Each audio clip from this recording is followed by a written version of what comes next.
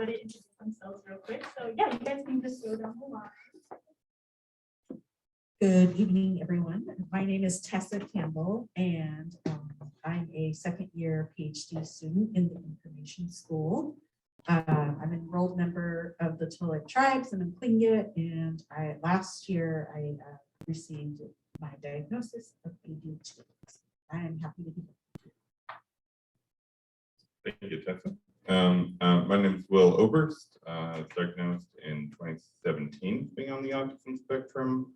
I received my master's in communications leadership here in March of 2020. Things didn't go so great after that for some reason.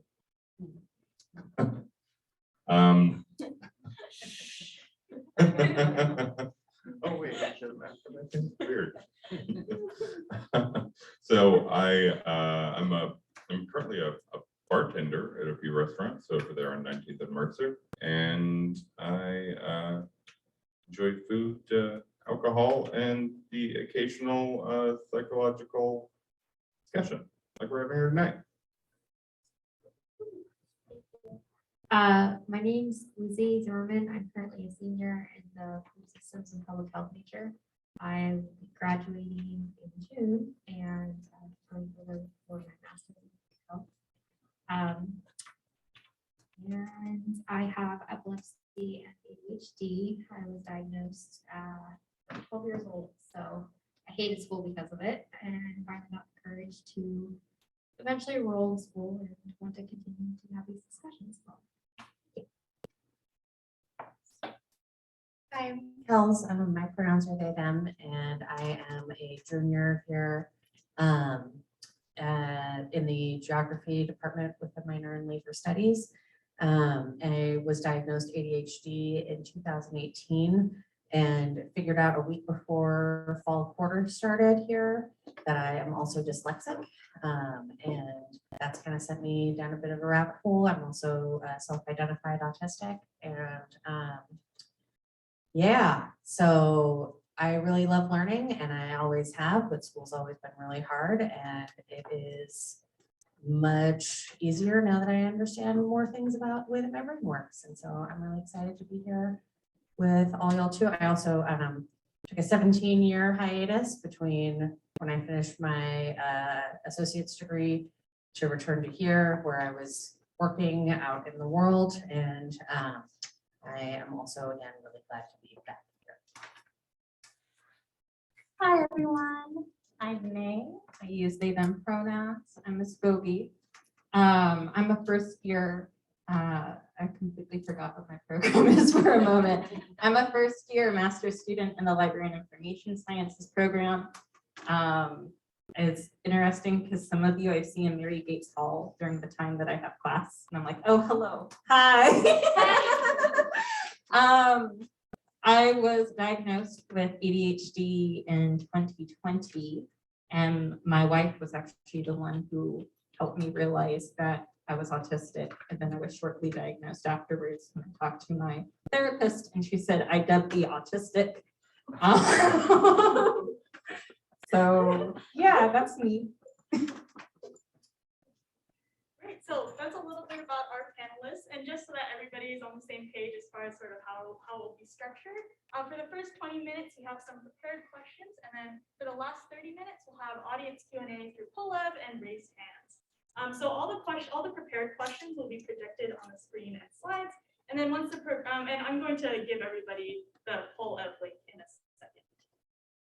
So for people who aren't familiar, essentially pull-up is just a website where you can enter some questions. So here's our link. I'm sorry, it's a little bit long, but you can join this from any device, and then in that portal, you should be able to enter in any questions that you have over text. So if you want to ask something anonymously or without speaking up, that's a great way to do that. And then in addition, you can thumbs up questions that you like or that you're also interested in. And in addition to that, we'll also just be taking some raised hands through Zoom and in person for people who prefer that. So without further ado, we can start getting into some of our prepared questions. Great, so our first question, what is a unique advantage that your neurodiverse condition gives you at work that non-neurodivergent people might not think about? And anyone can feel free to answer. guess I have the microphone. I'll just say this, because I work at Odegaard Undergraduate Library, and I've been at a lot of libraries.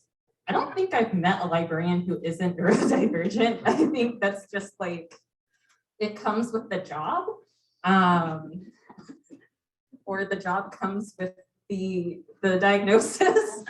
I'd say like being able to research, like such a research heavy thing. And I work a reference desk, so I have a lot of different questions that come up to me.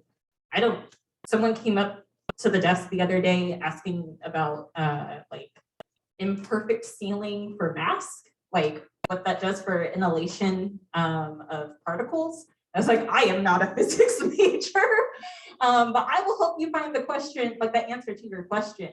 And we found it, and it's like, oh, I love to learn about this.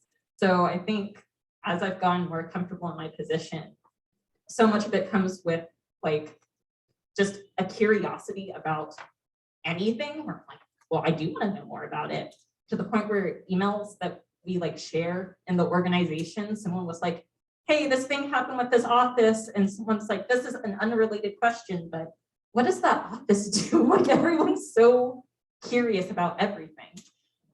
So I think that curiosity that oftentimes as a kid I was redirected from and told maybe not to have my mind everywhere has come right back at me and is now helping me with a career. So it's wonderful. Yeah, I think for me, it's the ability to conceptualize and make long connections. So one of the things that I learned about when I was researching the 4 different types of dyslexia, that I had no idea there were that many types. That was one of the things that was talked about there, is that the ability to connect things that most people like learn in that kind of stair step, neurotypicals, right? Learn in that stair step type of progression. But the ability to take one thing and connect it to something that's seemingly unrelated, but actually really does tie the concept together, or let the person you're talking with know that like you get it and that you're deepening the conversation. That's not something that can be learned. That's something that only happens in neurodivergent minds, and that was really cool. And that's something that I really enjoy too. So I would say the power of hyper-focusing. I love it and hate it, but in the workplace, I can sit down and get like a week's load of work done in like a day that it might take neurotypical to be a whole week. But then that also leads to a lot of procrastination on my end. So it's a love and hate relationship there. And I'd also say, and that also relates to your how you think of what, but seeing things from a different perspective.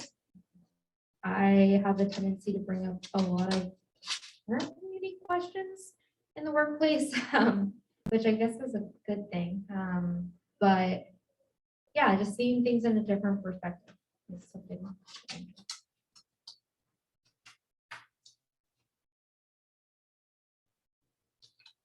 Are we allowed to debate here? Yeah, sure. So something that you said, I kind of disagree with, that neurotypicals can't learn how to do things that we do.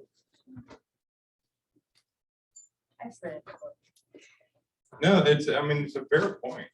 I can't debate it specifically. I mean, I can't cite a source or say that. I mean, I think they could probably be taught. Maybe. I mean, it depends on the situation, the circumstance.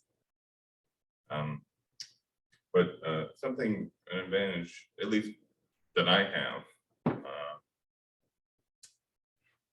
I worked at Jack in the Box like 15 years ago, and something that I really enjoyed about working in the service industry is thinking about all of the timing mechanisms and all of the systems that existed within fast food systems. They have, you put a burger patty down on the table or on the grill. And then you press a button and it times exactly when you're supposed to flip that over. And they've got timing systems exactly for the, when the tacos drop into the deep fryer, when the churros go in the deep fryer. And that's something that I really enjoyed. I felt a very cathartic experience from working in fast food and food service because everything was, I think there's a documentary about Ray Kroc and McDonald's and how every single thing that they do was planned out, but more so it was communicated to the employees what was expected of them. And that was something that I really deeply appreciated in the workplace environment. I feel like as you progress from, being a fast food employee to working in a professional state, they communicate to you what is expected of you less and less. They just sort of expect that you are supposed to know how to do your job without talking to you about it, which is like the whole breakdown of the working system, right? And I feel like maybe that's my advantage, that I recognize that we don't communicate at the higher end order of professional work environment, but we do communicate that at the minimum wage place. So that's something that I guess that's my advantage. So I have to reiterate that the ability to hyper-focus is definitely an advantage.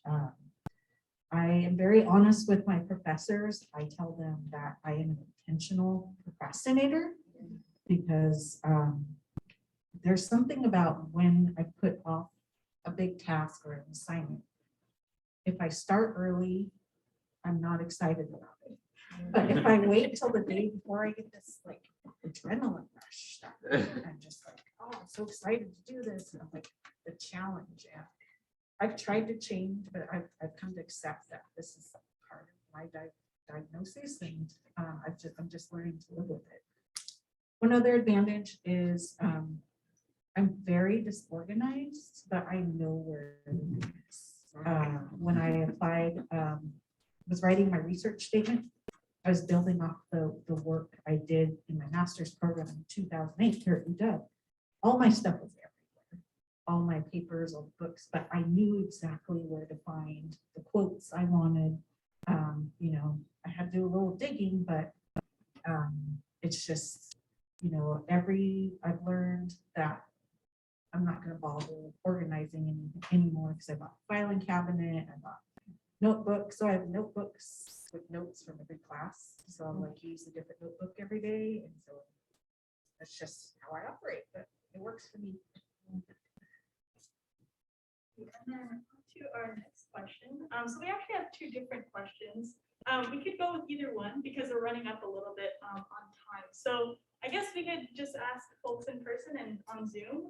We have two different questions. One is a piece of advice for neurodivergent people entering the field, and another one is about sort of how our panelists overcame challenges they faced in the workplace as a result of neurodiversity. So I guess if you have any preferences, you can feel free to let us know on Zoom or let us know aloud as well. And our panelists as well, if any of you speak to you can feel free to chime.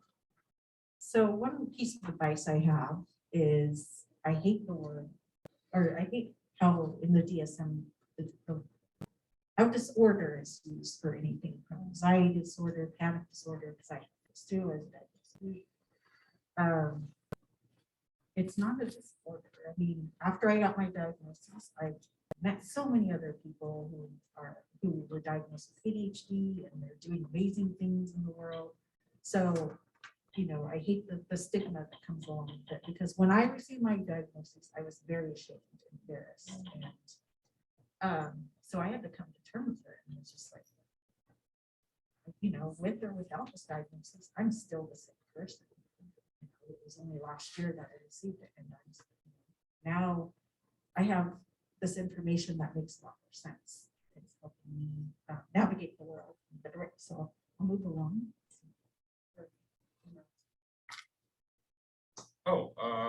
Yeah, to keep it brief, if it's not really a neurodivergent or a neurotypical thing, but if you want to change something, I always appreciate the scientific method, I suppose.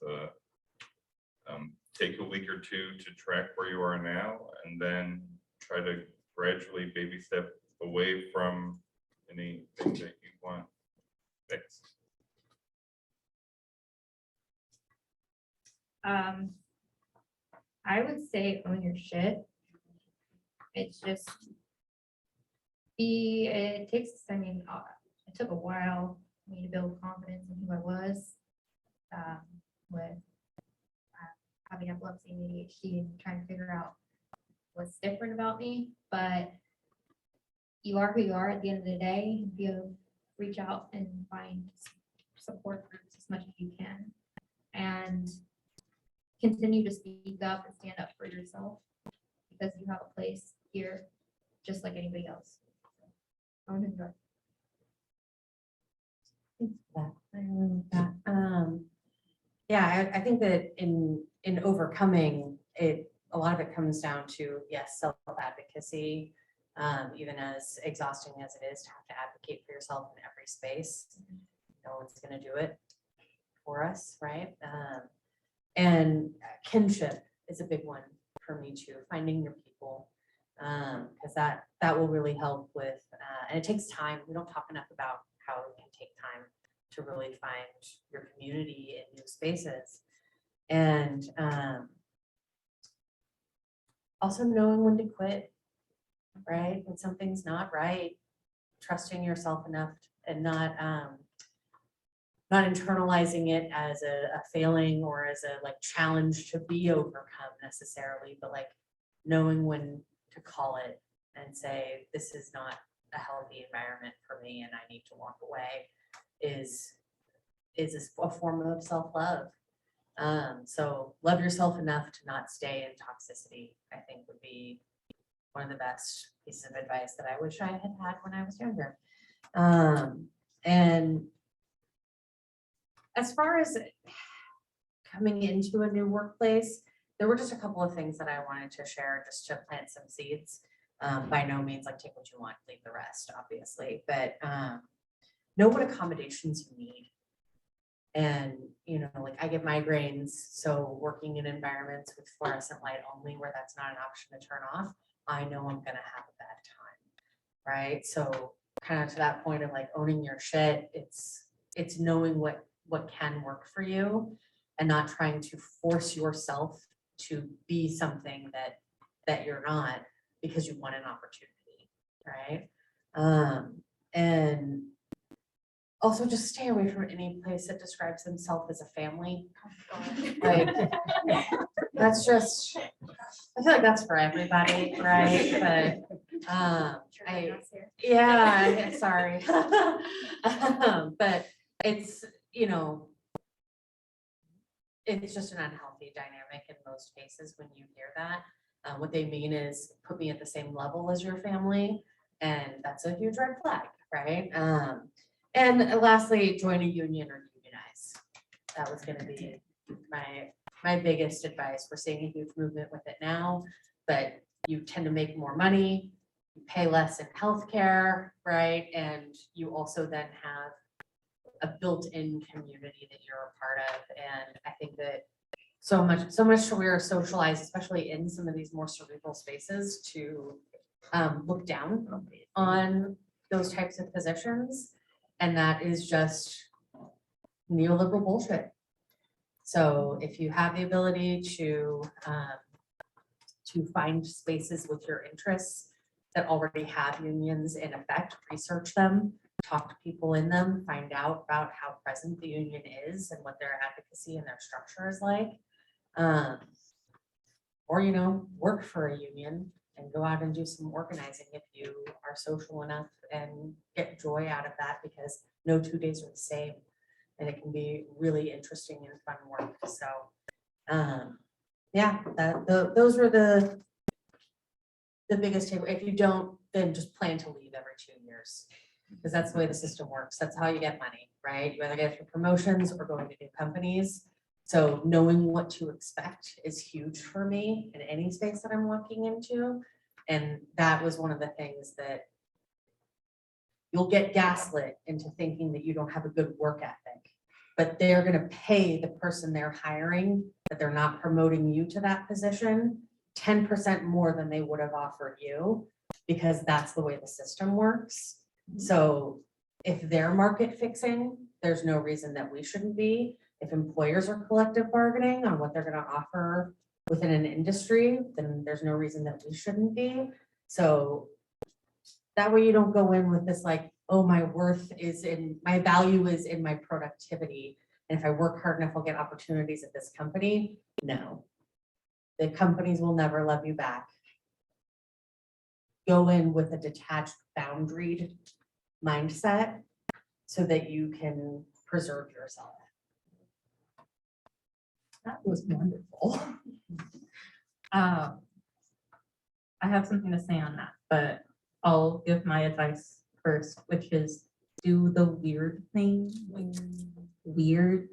I think like a lot of neurodivergent people tend to be like, this is so arbitrary and just like, why are we doing this? When it comes to a lot of structures and rules and like social rules that we have, but like, I know that I can't always just sit with my feet on the ground. And so sometimes I just need to take my shoes off during a meeting and sit cross-legged in a chair, even if people are looking at me weird. Like, do the weird thing. As you get more skilled with it, you can subtly make the other people feel like they're weird. Because that's what I've been learning, which is like, no, I'm not gonna like act like there's something wrong with me or apologize for who I am just because it makes you uncomfortable that I'm taking care of myself. I'm gonna make you feel weird. So that's the big like piece for me. After a while, if anyone has something to say on what you're doing with your own life, like, why do you eat the same thing for lunch anymore? Is it your business? Like, are you the one eating? No, mind yours. So transitioning that into also telling people to stay in their lane, because your business is not here. It's in that spreadsheet over there. So get out of mine. When it does come to more workplace specific advice, I think you and I, Kels, me, have had a lot of similar experiences. Mine in a very concentrated amount of time because I used to work in tech. And that's a place that needs a union. But when I think of like how many rules there are specifically to make you think that your company cares about you, that they want you, they use like abuser language to be like, we're doing so much for you and you're not putting enough in. Why are you not working more? It's 110 degrees in my house. Like, I am not working. I can't sleep. I can barely eat because it's so hot. I'm not working. This is not the top of my like to-do list. You do have to remember that at the end of the day, you're a person. And capitalism is designed to make you feel otherwise, because if you always feel like you don't have value, that works in their favor. Capitalism is built off of something not having value and something being more valuable. But that's not how people work. That's just one system. So that's something I have taken a lot of time to learn and heal from, and continue to learn and heal from. Thank you so much, everybody, for all those insights. And now we're going to move on to some of the audience Q&A. So here, if you guys want to, yes, so we have our test here. So if you want to sign in to PolEv. The link is up top here. It's polev.com/huskies for neurodiversity 396. And then you should be able to log in from your phone or your computer. And then we're also going to put some links in the Zoom chat as well. So if you have questions that you want to ask, but you don't want to say them aloud or you don't want to raise your hand, then this is an option for you. Otherwise, we'll open it up and anybody with questions in person or on Zoom can raise their hand.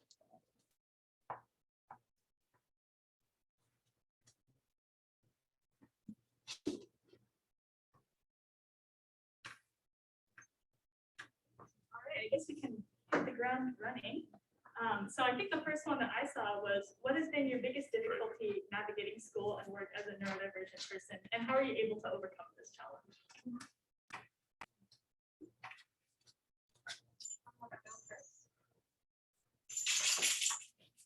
Big question. Wait, was the middle one?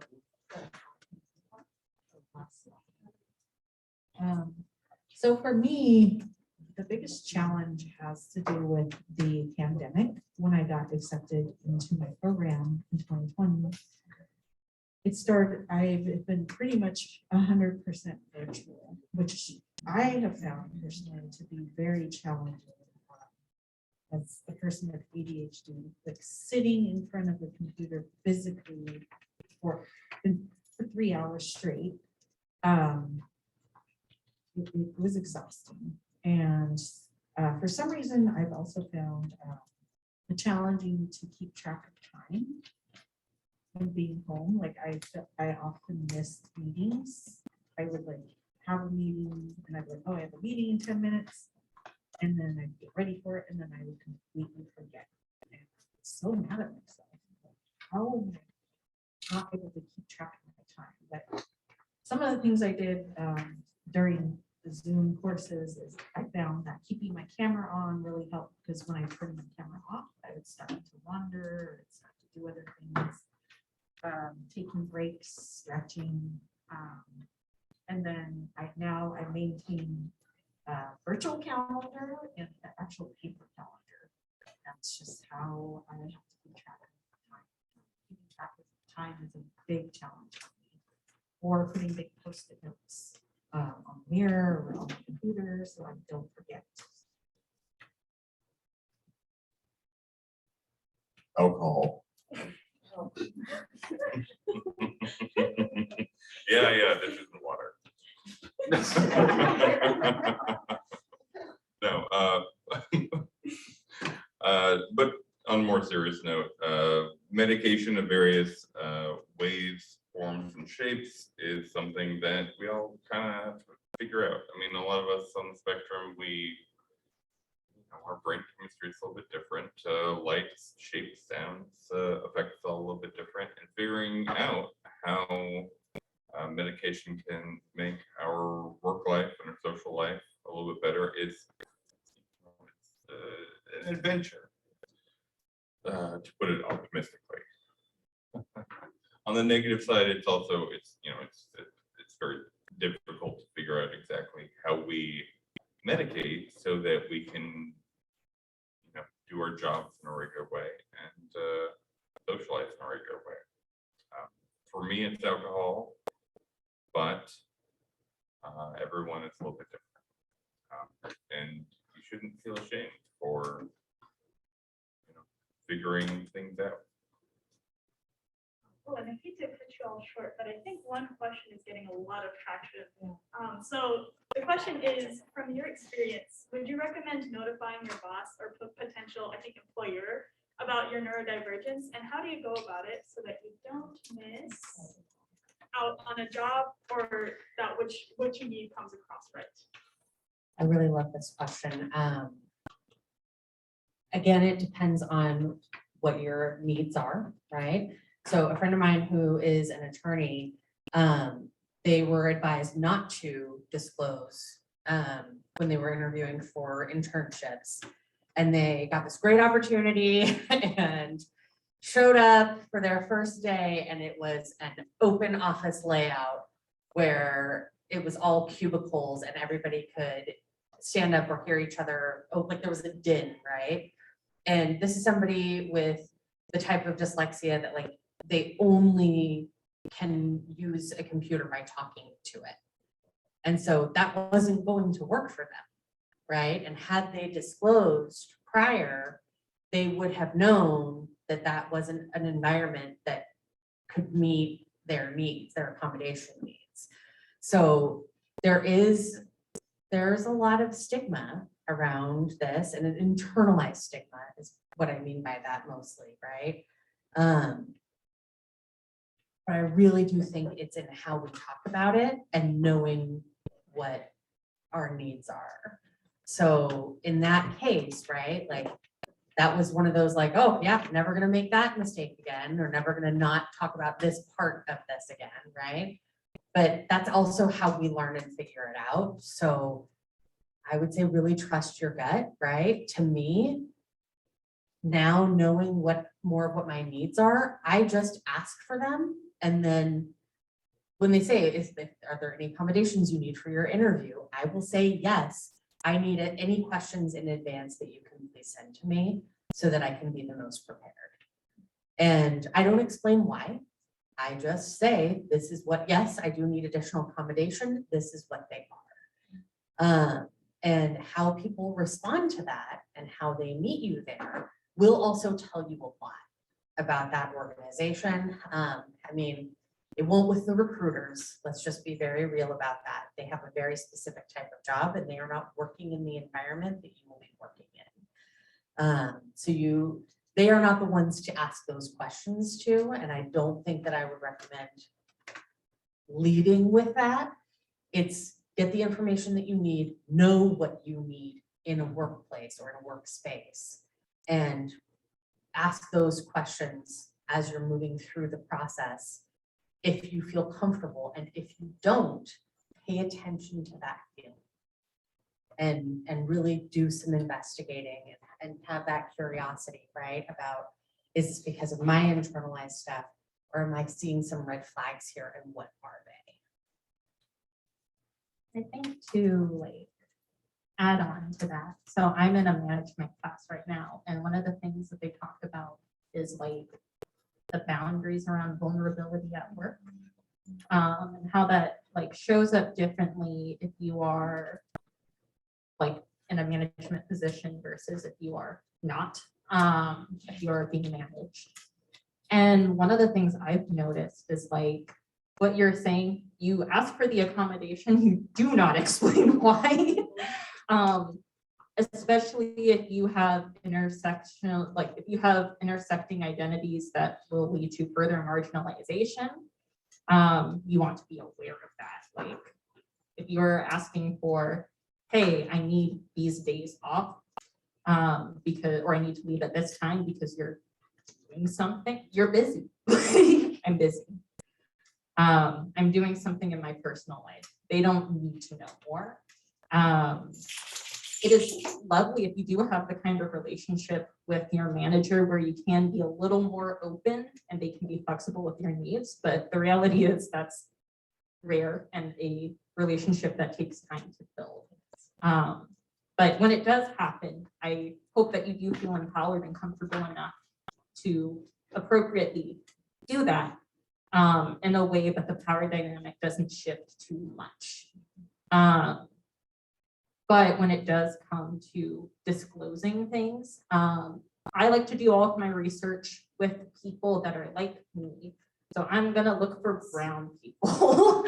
I'm gonna look for femme presenting people. I'm gonna look for other trans people or out queer people and say, or people that aren't quite out, but are in the community. And I'm going to ask them, like, what is your experience? Because maybe going back to tech, maybe the cishet white guy that like graduated from Stanford who has ADHD and autism is not going to be treated the same as the Black woman on your team. So I want to hear what their perspective is, because that is going to inform my decisions on how I'm going to ask for these kinds of things. So I would keep that into account as well.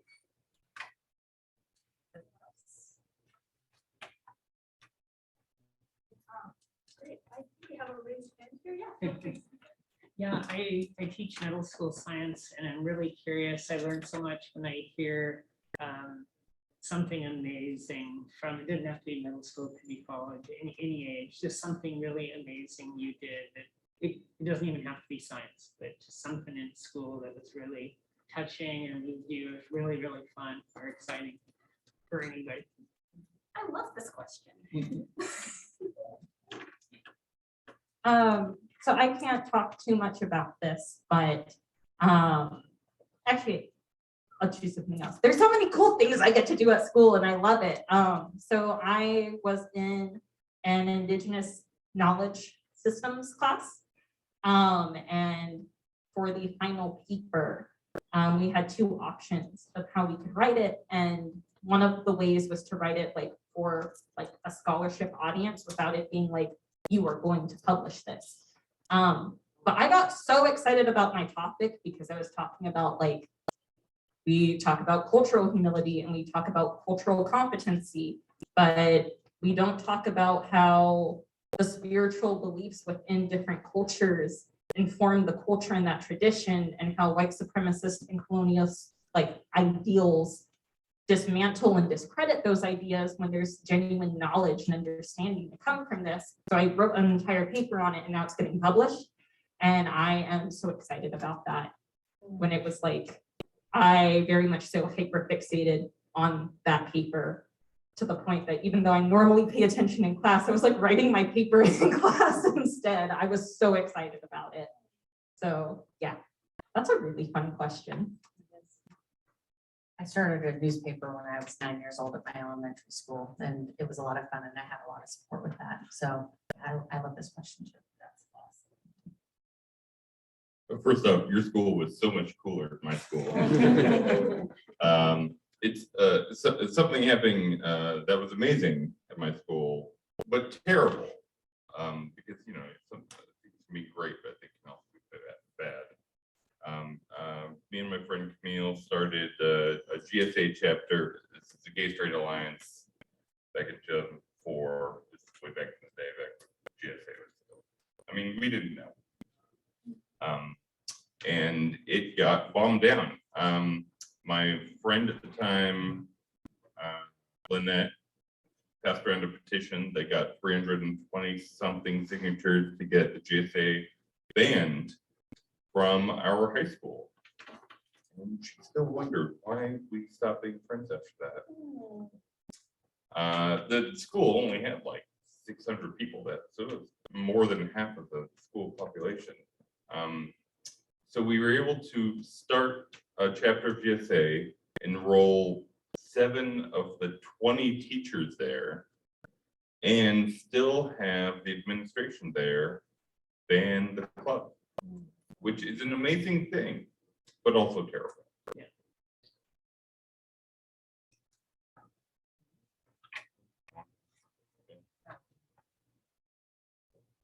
So one thing, what was the question? What was something you worked on that you Yeah, enjoyed? anything that you found that was amazing. It could be a special teacher, special project, experiment, with the science. Before I came back into academia, I was working for my tribal cultural center, the Hebo Cultural Center on the Tule Reservation.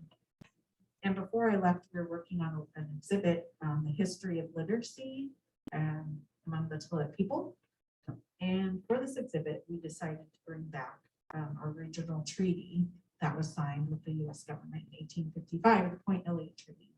So the assistant curator and I worked on bringing it back.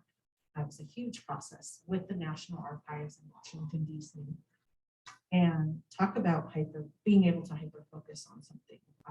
It was just like, we had to meet so many criteria. We had to get approval from our board and from the National Archives. And then the archives finally, one of the last questions was like, how are you going to display it? You should display it this way so people can walk around it.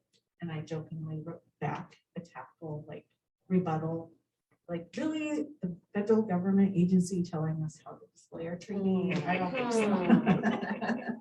This is how it's going. So it was just amazing project to see our original treaty. It was on display at the Cultural Center for 6 weeks. And I think we can try out another poll F question. So these ones are tied, but I'm gonna go with this one. Since it's pretty compelling. So how does advocating for yourself in the workplace differ from advocating for yourself in the university? That's a good question. So for in the workplace, I'm still honestly trying to figure that out. I'm dealt mainly with internships, but as I've found myself realizing what I cannot work into for like really repetitive work. I am on an internship right now. It's very repetitive. And I'm realizing like, I cannot do this. This is not how my brain wants me to function. I think in systems like this is not like, I can't be sitting here pressing yes or no buttons. So speak up for yourself on projects that you know that you are not going to do well on. I've straight up told my manager that I'm learning my strengths and my weaknesses. And if they're gonna put me on a project that's one of my weaknesses, just like anybody who has their strengths and weaknesses, they're most likely not gonna deliver great content for it. So, so there's that, mean your shit. So, yeah, and this I also think goes to having a good manager in place, which isn't always the case. But I was on a project actually where it was for a company where we work globally, and not everybody is having these conversations around neurodiversity. And so when you're put on a team with people who you might try to explain, oh, I'm having like a bad day today, or I'm not gonna be able to work. That's been thrown back at me of like, oh, it's just lazy. So having a manager that will be able to step in for you and advocate for you because they understand your situation a little bit was very helpful in that. And that was just a little bit of cultural difference there. But yeah, so I guess advocating for yourself and having people back you up, which is exhausting. Then different from the school place. Schools have they're all different with their DRS, but it's changing, which is good. I hated school, like I said. I really I'm seeing it. I love learning now, and it's also just being able to have confidence to maybe like leave the room if I have to go take a test and not get nervous. And really be clear about my accommodations, but it's been, I just had last quarter a teacher ask, like she went above and beyond and it really stuck with me. She went and accepted all my accommodation requests, but sent me like a 2-page email if there was anything else that I needed or any other suggestions or why I may not need a certain accommodation. And I just felt so hurt in that situation that I've never felt before. And I'm just hoping that in the future that we can get there as well.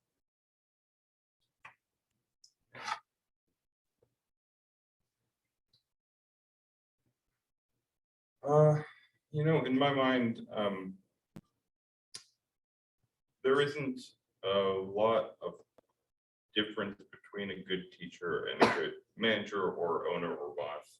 What I've heard from the left side of the table over here is that we just need them to communicate expectations, even in very great minutia, very fine details. Tell us what we're going to be making for money. Tell us what we're expected to know at the end of the course. And as long as people are willing to do this, not even in the neurodiverse, but also in the neurotypical, we'll have a much better world. And, that's what I want from any of my professors is to say, I expect you to be able to do this at the end of the course, and here's how we're going to get there. The same way I expect my managers, my C-level, my owners, I want them to tell me exactly how I'm going to get to, you know, my paycheck and how that might be a better paycheck and better, you know, better living overall. Yeah. Thanks so much. As I'm listening to this, I'm really thinking about the times that I have been in work situations where I had such different communication styles with my boss. And that power dynamic that you spoke to, I think is really important, because as someone who has been a boss and still had a boss, right? The awareness around those power dynamics is so critical. So one of the things that I would say to folks who I was managing is, if I say, what's on your plate today, I'm actually asking, because I don't remember all of the things that we talked about in the last week that you might still be working on. So when I say, is there room on your plate for this? I'm going to do my best to be really clear about what the deadline is, how long I think it should probably take, and what the expectation is. And when I say, do you have capacity for this? It's actually a question. It's a real question. And what I need from you is to say, okay, can we talk about priorities? Because yesterday you asked me to get this done. I'm still working on this. I also have these other things that I'm doing. Is this more important than any of those things? And that, for me as a manager, gives me the opportunity to say, oh, you know what? No, it is not. I will take that back. Do not worry about it. Keep doing what you're doing. But that actually gives me the opportunity to really get very clear, not only about the expectations, but what the priority is. And so when it comes to advocating in the workplace, I think that is language that took me a while to develop, but I hope that there's a nugget in there that can be useful of just like, okay, where is this on the priority level of these other things, is a really reasonable question to ask, that a lot of managers aren't thinking about all of the other things that they've already asked you to do because they're in their own world, right? And it can sometimes feel like, because of those power dynamics, they're coming in and being like, just putting more and more and more on your plate. And if you are just taking it because you're just saying yes, they're not going to know when you're reaching your point of overwhelm, or that you might think that all of this is the same level of priority because they haven't communicated it yet. So that level of directness is received differently from different folks. But it is really okay to be very clear, like, and then also just repeating it back, right? Okay, so what I'm hearing is, this is the number one thing for today. These other two things should definitely be in there next if I can work them in, but if it's not today, the end of this week is fine. And then these things are all just the daily things, right? And they go, yep, that's it. And then the day happens and none of it happens. And you know, you just deal with it and you keep rolling with it. But that is, I think, probably some of the best advice that I would offer on that, is just getting comfortable clarifying expectations and what the priority levels are, because you might not adjust as easily, right? But for me, I don't know about y'all, the interruption of let's stop doing what you're doing and now start doing this, it takes me a minute, right? It takes me a while to kind of like retract all of the things I was thinking about for this thing I was working on, and then start reapplying it over here. So if your brain works similarly, then even just having that minute to take a beat and say, all right, am I hearing you correctly? Because those tendrils are still on the thing that you were already doing. Like, giving yourself that opportunity really can build trust with whoever you're working with, and gives them an opportunity to show you how they actually manage and how reasonable they are as a manager.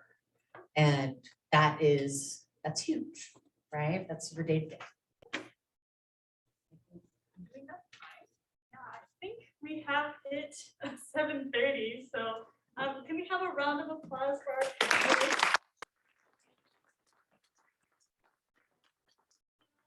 Thank you to all of our tech crew, everybody up here, Andrea, Drew, Sabrina, as well as our folks in the back over there, Rachel, Daniel, and Sam for being a part of this, as well as our captioner and our interpreter for being here and making this event accessible. So yeah, thank you everybody for coming, whether it was on Zoom or in person, or if you're watching this recording right now. It's really great to have everyone. At the end of this meeting, I'll be sending out an email with a list of resources in case you're seeking diagnosis or other resources for neurodivergent people. If you'd like the panelists' contact information, you can email us, and I'll send the contact information for that as well, and then we can link you to them. And in addition to that, there's going to be an end of event survey. So it was a little rough around the edges since it was a hybrid event, but we really appreciate your attendance and your support. How do we get on the email list that this is going to be sent to if we're not on it right now? Oh, sure. Yeah. So if you RSVP, we have your email. If you didn't RSVP, you can shoot us an email at like trst@uw.edu, and then I can send that over. Say that again. What was that email address again? trst@uw.edu. On the Instagram. Oh, yes, that'd be perfect. QR code.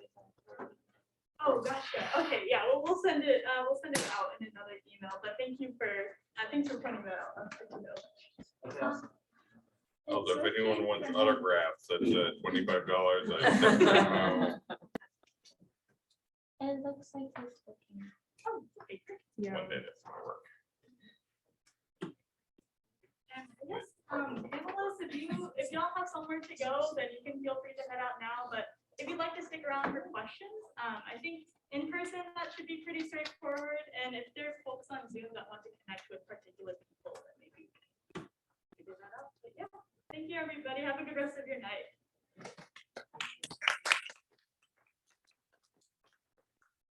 Do you like to spin full? Yeah. You ever like carry on wire? I used to carry on the deck of car. Usually.